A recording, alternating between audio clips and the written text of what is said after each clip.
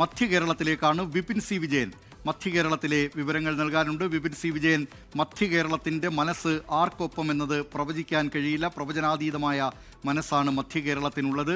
ഈ തെരഞ്ഞെടുപ്പുമായി ബന്ധപ്പെട്ട് സ്ഥാനാർത്ഥി നിർണയ ചർച്ചകൾ, സീറ്റ് വിഭജന ചർച്ചകളൊക്കെ മുന്നണികൾ ഏറെക്കുറെ പൂർത്തീകരിച്ചിട്ടുണ്ടാകും. അത് സംബന്ധിച്ച വാർത്തകളൊക്കെ വന്നുകൊണ്ടിരിക്കുകയുമാണ്. എന്താണ് മധ്യ കേരളത്തിലെ ഇപ്പോൾ ഏറ്റവും ഒടുവിലുള്ള തെരഞ്ഞെടുപ്പ് ചിത്രം? ദിലീപ് കുമാർ, UDF ഏറ്റവും കൂടുതൽ സീറ്റുകൾ പ്രതീക്ഷിക്കുന്നത് മധ്യ കേരളത്തിൽ നിന്നാണ്. സ്വാഭാവികമായിട്ടും അതിന്റെ സീറ്റ് വിഭജന ചർച്ചകളും ആരൊക്കെയായിരിക്കും സ്ഥാനാർത്ഥി എന്നുള്ള ചർച്ചകളുമാണ് കൊടുമ്പിരി കൊണ്ട് തന്നെ നടക്കുന്നത്. അതിൽ എടുത്തു പറയേണ്ടത് സിറ്റിംഗ് MLA മാർ തന്നെയായിരിക്കും എല്ലായിടത്തും മത്സരിക്കുക എന്നുള്ളത് ഏറെക്കുറെ ഉറപ്പായിരിക്കുന്നു എന്നുള്ളതാണ്. കളമശ്ശേരി മുസ്ലിം ലീഗിന്റെ സീറ്റാണ്. ഈ സീറ്റ് കൊച്ചിയിലേക്കുമായി വെച്ചുമാറുമെന്നുള്ളൊരു ചർച്ചകൾ നടന്നിരുന്നു. എന്നാൽ അതുണ്ടാകില്ല. കളമശ്ശേരിയിൽ മുസ്ലിം ലീഗ് തന്നെ മത്സരിക്കും. അവിടെ VK ഇബ്രാഹിം കുഞ്ഞിന്റെ മകൻ ഗഫൂറിനായിരിക്കും സാധ്യത. ആ രീതിക്ക് അദ്ദേഹം അവിടെ പ്രചാരണം ആരംഭിക്കുകയും ചെയ്തിട്ടുണ്ട്. കൊച്ചിയിൽ DCC അധ്യക്ഷനായിട്ടുള്ള മുഹമ്മദ് ഷിയാസിന്റെ പേരാണ് ഇപ്പോൾ ഉയർന്നു കേൾക്കുന്നത്. മറ്റൊന്നുള്ളത് CPM-നെ സംബന്ധിച്ചാണ്. CPM-നെ സംബന്ധിച്ച് ഇപ്പോൾ KN ഉണ്ണികൃഷ്ണൻ വൈപ്പിൻ MLA ആയിരുന്നു. അദ്ദേഹത്തെ തൃപ്പൂണിത്തറയിൽ കൊണ്ടുവരും എന്നുള്ളതാണ് അവസാനമായി നിൽക്കുന്നത്. KN ഉണ്ണികൃഷ്ണനുമായി മുന്നോട്ട് പോകാം എന്നുള്ളതാണ് സംസ്ഥാന നേതൃത്വത്തിന്റെയും ഇപ്പോഴത്തെ ഒരു തീരുമാനമുള്ളത്.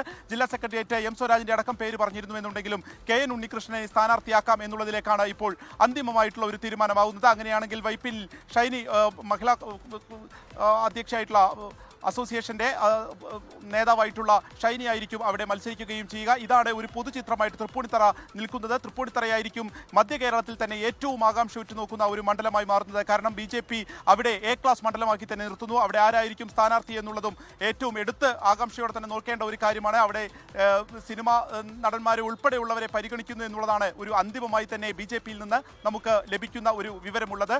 ഇപ്പോൾ K ബാബു ആ തൃപ്പൂണിത്തറ മണ്ഡലത്തിൽ നിന്ന് മാറുമ്പോൾ മറ്റാരായിരിക്കും കോൺഗ്രസിന്റെ സ്ഥാനാർത്ഥി എന്നുള്ളതാണ്. M ലുജുവിന്റെ പേരും ഒപ്പം തന്നെ ഡെപ്യൂട്ടി മേയറായിട്ടുള്ള ദീപക് ജോയിയുടെ പേരുമാണ് നിലവിൽ ഉയർന്നു കേൾക്കുന്നത്. അത് K ബാബുവിന്റെ കൂടി ഒരു മനസ്സറിഞ്ഞതിന് ശേഷമായിരിക്കും അതിലൊരു അന്തിമ തീരുമാനം എന്നുള്ളതും അറിയുന്നു. KN ഉണ്ണികൃഷ്ണനെ CPM അവിടെ സ്ഥാനാർത്ഥിയായി പ്രഖ്യാപിക്കുമ്പോൾ പ്രാദേശിക തലത്തിൽ തന്നെ അതിനെതിരെ ഒരു വികാരം ഉയർന്നു വന്നിട്ടുണ്ട്. K അനിൽകുമാർ, KS അരുൺകുമാർ തുടങ്ങിയവരെ ഈ നിലവിൽ അവർ രണ്ടുപേരും ഈ ഒരു സ്ഥാനാർത്ഥി പട്ടികയിൽ ഇല്ല എന്നുള്ളത് ഒരു അസ്വാരസ്യത്തിന് ഇതിനോടകം തന്നെ ഒരു ഇടവരുത്തിയിട്ടുണ്ട്. ഒപ്പം തന്നെ തൃക്കാക്കരയിലും ആലുവയിലും പൊതു സ്വതന്ത്രന്മാരായിരിക്കും എന്നുള്ളതാണ്. എറണാകുളത്ത് സിനിമാ സംവിധായകൻ സോഹൻ സീനുലാൽ, ആലുവയിൽ വ്യാപാരി വ്യവസായിയുടെ നേതാവ് റിയാസ്, തൃക്കാക്കരയിൽ മുൻ MP ഡോക്ടർ സെബാസ്റ്റ്യൻ പോളിന്റെ മകൻ റോൺ ബാസ്റ്റിൻ, ഇവരാണ് ഇപ്പോൾ സ്വതന്ത്ര സ്ഥാനാർത്ഥികളായി CPM പരിഗണിക്കുന്ന ഏറ്റവും അവസാന പേരുകൾ. ഇതിലേക്ക് തന്നെ എത്തുമെന്നുള്ളതാണ് അന്തിമമായി നമുക്ക് ലഭിക്കുന്ന വിവരം കൂടിയുള്ളത്.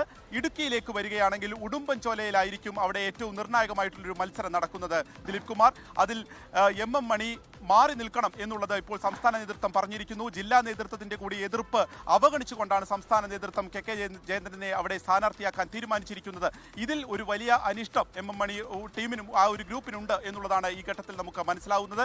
അതുകൊണ്ട് തന്നെ ഒരു പക്ഷേ തെരഞ്ഞെടുപ്പ് കഴിഞ്ഞാൽ പോലും അതിന്റെ ഒരു അലയൊലികൾ അവിടെ ഉണ്ടാകാനുള്ള സാധ്യതയുണ്ട്. PJ ജോസഫ് കോൺഗ്രസിനോട് 10 സീറ്റുകൾ ഇതിനോടകം തന്നെ ആവശ്യപ്പെട്ടിട്ടുണ്ട്. ഇന്ന് അദ്ദേഹത്തിന്റെ വീട്ടിൽ, PJ ജോസഫിന്റെ തൊടുപുഴയിലെ വീട്ടിൽ ഇന്ന് ഇതുമായി ബന്ധപ്പെട്ടിട്ടുള്ള നിർണായകമായിട്ടുള്ള ഒരു യോഗം കൂടി നടക്കുന്നുണ്ട്. 9-10 സീറ്റുകൾ തങ്ങൾ മത്സരിച്ചതാണ്. അത്രയും സീറ്റുകൾ തന്നെ വേണം. അത് വെച്ചുമാറൽ ഒഴിച്ച് സീറ്റുകൾ എടുക്കുന്നതിൽ അനുവദിക്കില്ല എന്നുള്ളത് ഇപ്പോഴും കേരള കോൺഗ്രസ് ഉറച്ചു നിൽക്കുന്നു. അപ്പോൾ ഇതിൽ കൂടി ഒരു കീറാമുട്ടിയായി ചർച്ചകൾ നടക്കാനാണ് സാധ്യത നിലനിൽക്കുന്നത്. തൃശ്ശൂരിലേക്ക് വന്നാൽ തൃശ്ശൂർ തന്നെയാണ് ഏറ്റവും നിർണായകമായിട്ടുള്ള മത്സരങ്ങൾ നടക്കേണ്ടത്. അവിടെ BJP സ്ഥാനാർത്ഥിയായി പത്മജ വേണുഗോപാലായിരിക്കും എന്നുള്ളത് ഏറെക്കുറെ ഉറപ്പായി കഴിഞ്ഞു. ആ രീതിയിൽ അവരുടെ ഒരു പ്രചാരണം തൃശ്ശൂരിൽ ആരംഭിച്ചിട്ടുണ്ട്. അവിടുത്തെ CPM ഒപ്പം തന്നെ കോൺഗ്രസിന്റെ ഈ സ്ഥാനാർത്ഥികളെ സംബന്ധിച്ച് നിലവിൽ ഒരു ചിത്രം അവിടെ മാത്രം വ്യക്തമായിട്ടില്ല എന്നുള്ളതാണ്. അപ്പോൾ ഇനി വരുന്ന ഓരോ ദിവസങ്ങളും നിർണായകമായിരിക്കും. ദിലീപ് കുമാർ, ലോകത്തെവിടെയായാലും ഏത് സമയത്തും 24 വാർത്തകളും ഓഗ്മെന്റഡ് റിയാലിറ്റി പാക്കേജുകളും എക്സ്പ്ലെയിനറുകളും വിശദമായി കാണാൻ